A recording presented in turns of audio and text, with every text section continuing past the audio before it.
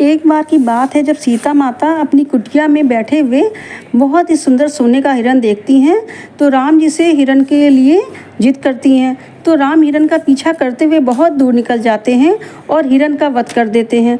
हिरन मायावी होता है, वो मरते समय हाय लक्ष्मण बोलता है, जिसे सुनकर सीता जी बहुत ही व्याकुल हो जाती हैं और लक्ष्मण से राम के पास उनकी मदद करने के लिए जाने को कहती हैं।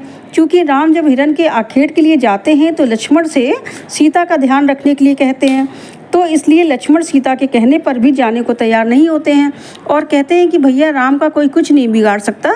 लेकिन सीता लक्ष्मण पर क्रोधित होने लगती हैं और कहती है कि तुम नहीं चाहते अपने भैया को बचाना। तो लक्ष्मण जी वहाँ जाने के लिए विवश हो जाते हैं। तो जाने से पहले कुटिया के बाहर एक गोल रेखा खींच देते हैं और सीता जी से कहते हैं कि चाहे कुछ भी हो जाए, इस रेखा के बाहर पैर भी ना रखना।